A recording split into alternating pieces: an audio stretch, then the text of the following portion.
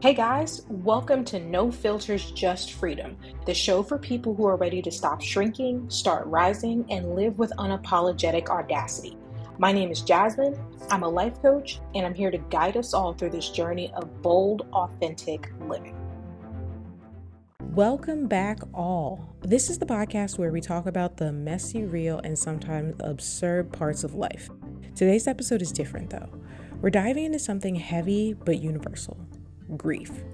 Whether it's losing a loved one, a relationship, a dream, or even just who you used to be, grief is weird, unpredictable, and definitely not linear. But here's the thing. It's also where some of the darkest humor and brightest moments of clarity happen. So today, we're talking about overcoming grief, or at least learning to carry it without letting it crush us. So let's just start by saying grief doesn't follow a rule book. It's messy, inconvenient, and sometimes bizarrely funny. Let's normalize the weird parts. First, you have the I should be sadder guilt. It's okay to laugh after loss.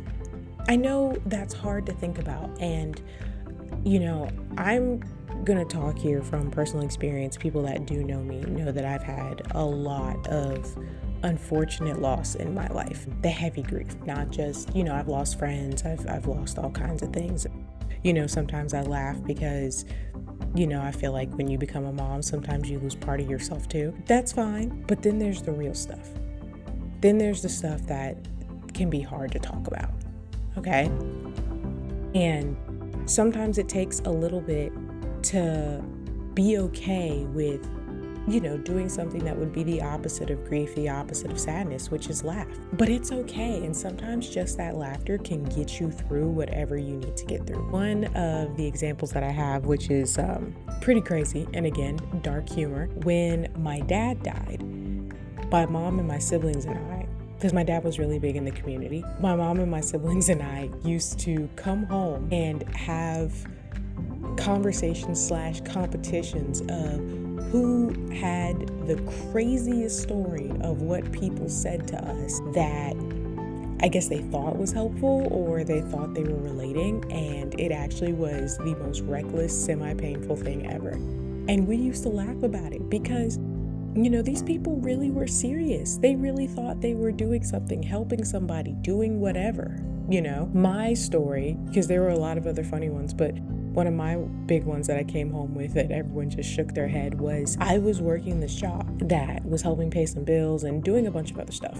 It's neither here nor there, but I was working this job. I had been working it for some years and I needed time off. Okay. And I went there just to have a drink and see people, but just to be there, get out of my house, not be around all of the suffering and pain and everything else that goes along with it, right? And so I'm sitting at the bar and the general manager comes up and, I'm already talking to another coworker and a manager, and he joins the conversation. And at one point in the conversation, he looks me dead in the eye and goes, "So when are you gonna stop feeling sorry for yourself and come back to work?" And I was like, "What?" And my other coworker just got mad silent. And he was like, "Yeah, sometimes you just gotta get back on the horse. So when are you gonna stop wallowing in self-pity and show up?" I was completely floored. It was in that moment that I actually started looking for a different job, but all I could do was laugh because he definitely thought he was being encouraging. In his sick and twisted mind, he really was like, it was crazy. And it came home and told my story, and we just all started busting out laughing. People really think it's that easy. People really think, you just gotta get over it, which we'll talk about later. But it was so funny and we were laughing about it. And like I said, it was dark humor. And anytime you laugh like that, anytime you do something that may be the opposite, you feel like, oh, maybe I forgot that I should be sad. Maybe I forgot that in some of these moments, I'm supposed to be wallowing in self-pity more than something else, whatever your thought is. And sometimes that's not true. Sometimes life is still funny. Life can still happen, good and bad, no matter what the circumstance, okay? Because here's the truth. Spoiler alert, grief isn't performative, okay? You're not grieving to show other people what's happening. You don't have to prove that you're walking with grief in your life. Okay? You just don't have to. So if you want to laugh at something, if you want to have a moment, if you want to crack jokes with family and friends and have a moment, it's not disrespecting the dead.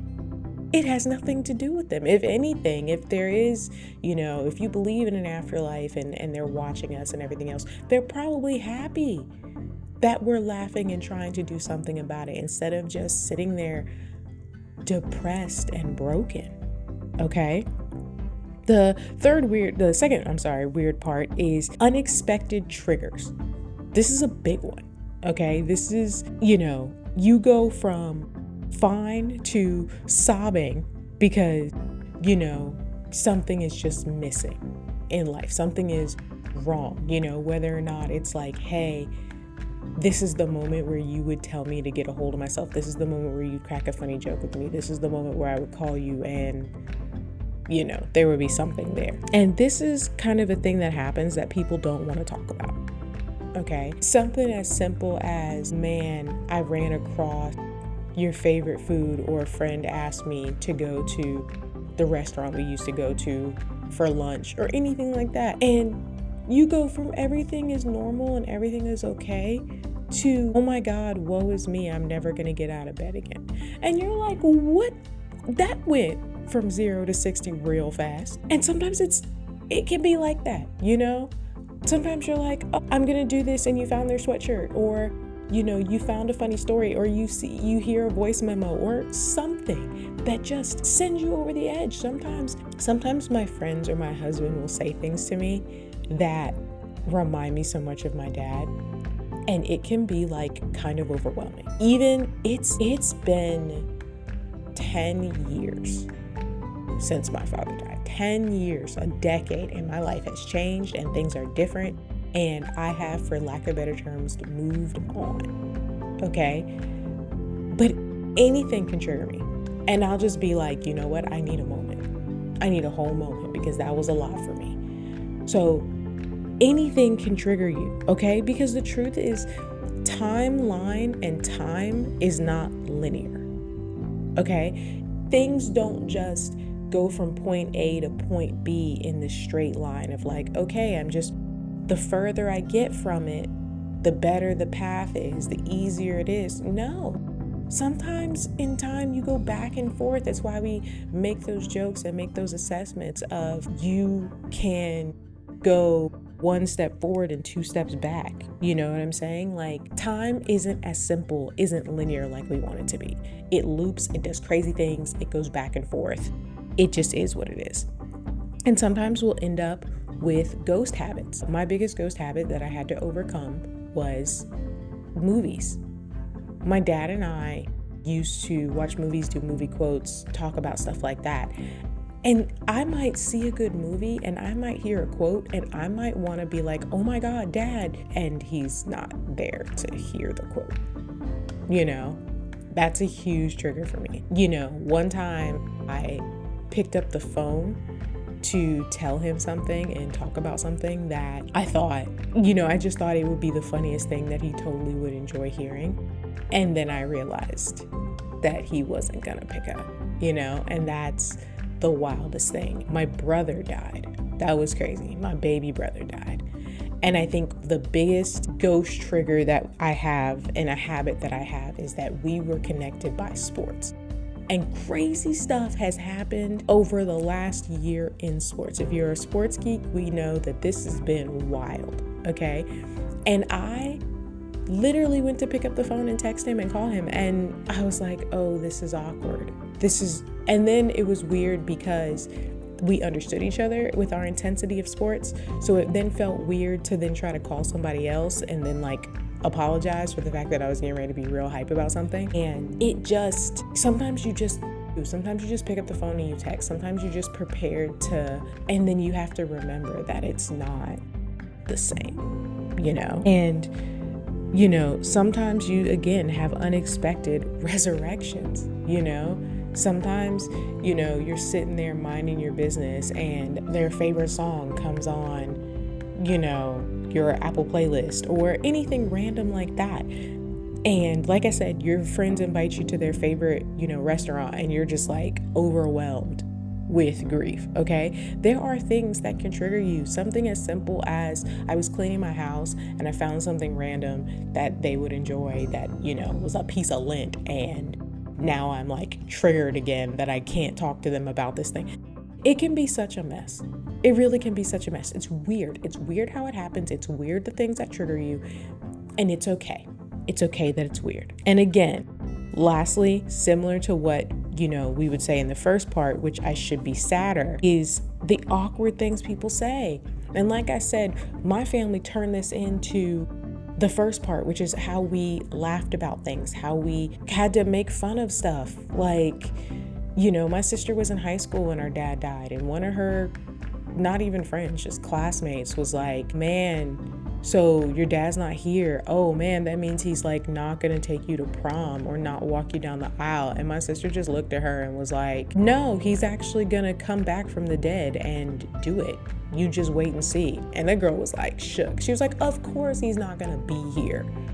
And it's like, y'all really thought,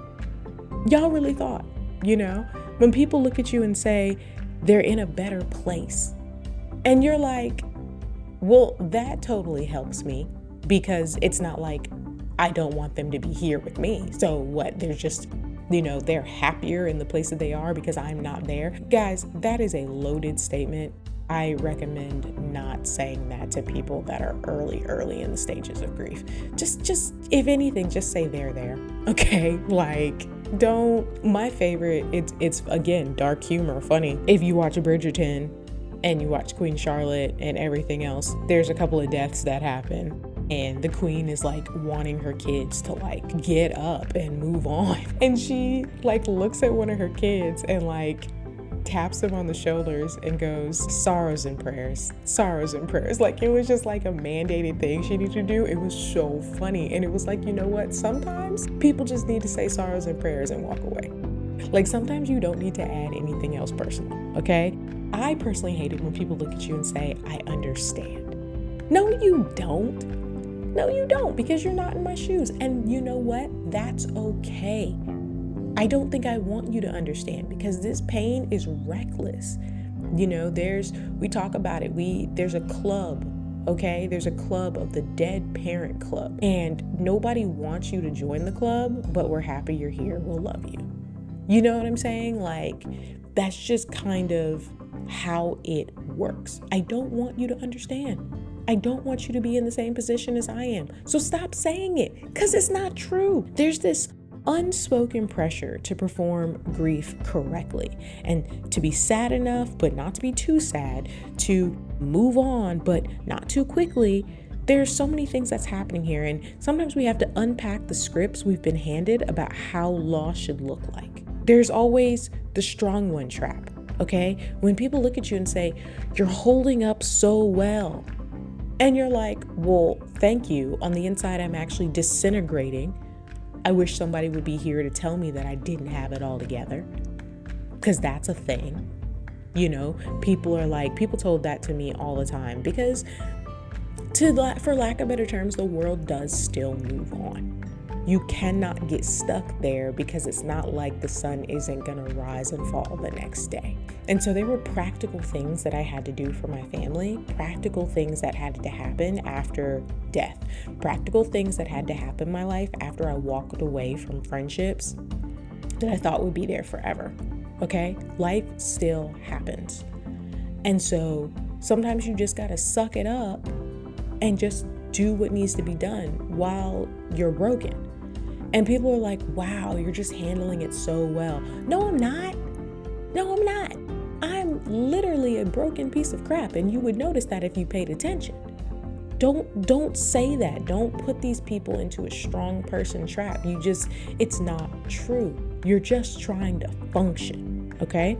Then of course, there's the grief Olympics. Where you come in and say, oh man, but my loss is bigger than this loss. And oh yeah, I know, because I've lost this. You know what? Your loss is big and my loss is big, and they have nothing to do with each other. Because the truth is, when you start dealing with the grief Olympics, It makes loss feel illegitimate. I should not have to prove or justify how strong my loss is. It's not how that works, okay? Either I have loss and it's hard, or I don't, and I don't understand. It's just that simple, okay? It's really just that basic. And people need to stop comparing. I don't like when people compare in general in life. That's just kind of frustrating because, again, it invalidates people in general. But when you're talking about loss and grief, like, you don't get it. Don't talk to me about losing a best friend. I have lost friends. I have lost friends over stupid stuff. I have lost friends over big stuff. And it's hard no matter what. And again, sometimes, we talk about the dark humor of things. You look back and you can laugh. You can look back at the situation and be like, remember when? And let me tell this funny story about how this was happening in general. But at the same time, there is so much pain there. And the two aren't mutually exclusive. Of course, for people that don't understand heavy grief, there's this expiration date myth. Like, one day I'll wake up and it'll just be gone and fixed. One day it just won't be there anymore. Guys, the wound doesn't magically heal just because the calendar changes. That's not how that works, okay? You will wake up and your situation will still be the same, okay? I wake up every day and it's a new day and I get to do fun stuff with my husband and my kid, and I get to be different, and I get to do this podcast, and I get to try my business, and I get to do all of these things, and my father and brother are still dead, and my former best friend is still not here, and I'm not working the job I used to. Like, things that used to exist in my life aren't there. Even though the calendar is changing, it doesn't go away. There is no expiration on loss. Let it go. Okay? Let it go. And I don't know how many ways to say, let it go. It's not going anywhere. So just stop. Like, you're being childish. Just stop. Then, of course, you have myths versus reality. Okay? When people say these common phrases and you're like, that's not real, but thank you for whatever awkward insight you think you're trying to give me. Things like, time heals all wounds. No, it doesn't. Time doesn't heal anything. Time just teaches you how to carry it better. Time just teaches you how to hide it. Time teaches you how to put it in the back of your mind and it not be the first thing that shows up to dinner parties. Okay?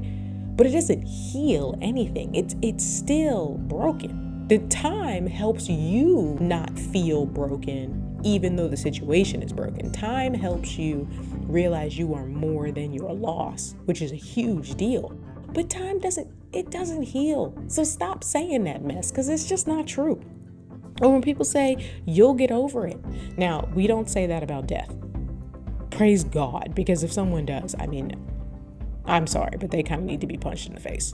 And I'll be the first one to throw that punch. But when people say you'll get over it, that's big for what we have invalidated of relationship loss, or, your job loss, or, my personal favorite, when you start losing things, when you lose stuff like, when you lose things like your favorite car, or you lost your pillow, or you lost your blanket, or you lost anything else that's happening in your life. And people are like, oh, I understand, but you'll move past it. You'll get over it. What? You don't get over it. You just learn to live alongside it. Okay? You just learn to function, but you don't ever get over it. Okay? I'm not going to get over the loss of a friend and how reckless that ending was. I'm not going to get over it. I'm not going to just get over smashing 20 years of a relationship with somebody. I'm just not going to do it. And I know it's hard, and I know it doesn't make sense to a lot of people unless you've lived it, but it doesn't matter. I'm not getting over it. Because being strong means not crying. Being strong doesn't mean not crying. Being strong means crying and still showing up. Okay? Like, your emotions are your emotions and your feelings are feelings, and you still have every right to have the response that you need to have. And you can still be there. You can still show up. You can still function. Okay? So somewhere along the way, without the fanfare, life begins again. This is the part where people are like, oh, you'll move on, you'll move past it. No, just at some point you wake up and realize, I have to move on from this. I can't sit in this pain. It's not the life you had before, but a new one where that person's absence becomes a presence of its own. Here's the thing. Healing isn't about grand gestures. It's the tiny, stubborn acts of survival, okay? Because at the end of the day, I'm just trying to survive here. I don't know what y'all think is going on, and I don't know what's being projected to the world. But as for me and mine, I'm just trying to make it through the day. That's how loss works. You're just trying to make it through the day. So one small thing that you can appreciate is the 5% better rule, okay? Small things like, did you drink water today? Good. Did you not throw your phone at the wall? Champion. And the 5% rule is amazing in the early stages of grief. Because everything is so raw, everything is so fresh, everything is so numbing. Anything can set you off literally. And a lot of times there's a reason why anger is the second step in overcoming loss and grief.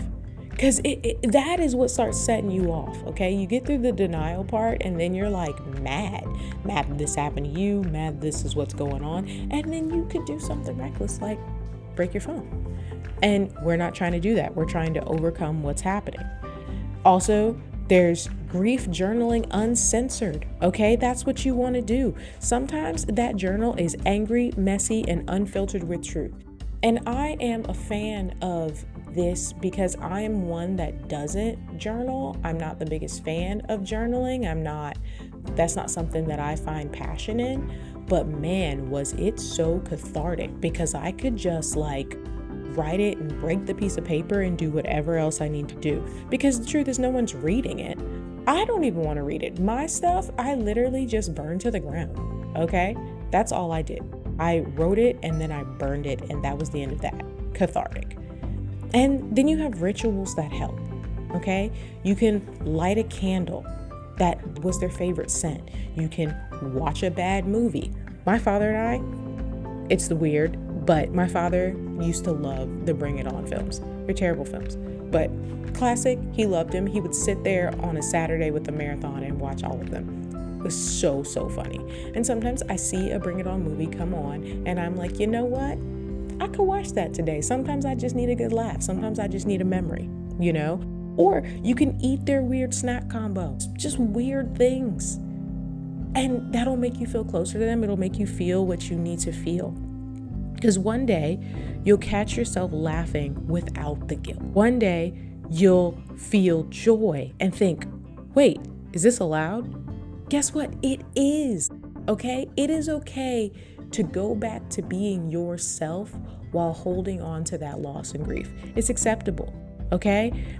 One day you might hear their favorite song and smile before you cry, okay? You'll think of them in a positive light and not just this sad, depressing light. You'll tell a story about them without your voice breaking. I mean, I'm sitting here talking about, my dad and my brother. I'm talking about this friend. I'm not going to go into details about this person and this friend, but I can talk about it and I'm not dying on the inside. And that's a big deal, okay? I'm not, 2 steps from having to pause this mic and go into a corner and cry myself. It's okay. You can realize that grief and gratitude can both coexist. And for me, this is a big one for my brother. It's huge. I am grateful for what we had. I am grateful for the time that we had. I am grateful that he was my little brother. But I still grieve that process. I still grieve that loss. There's nothing like losing a family member, And it's unfortunate when you lose 2 because you realize that they're different. And that's frustrating too because you want grief to be the same. You want grief to go across the board. People think grief goes across the board. That's why they're like, I understand. But it just doesn't. And, sometimes you have to learn to be happy in what you have and what you were allowed. And then you can also be like, man, I wish they were still here. Grief is just love with nowhere to go. So we learn to redirect it. We redirect it to ourselves, to others, and to the world. Okay? okay? I love this person. I miss this person. So I'm going to show the world how much I love them, how much that love meant to be.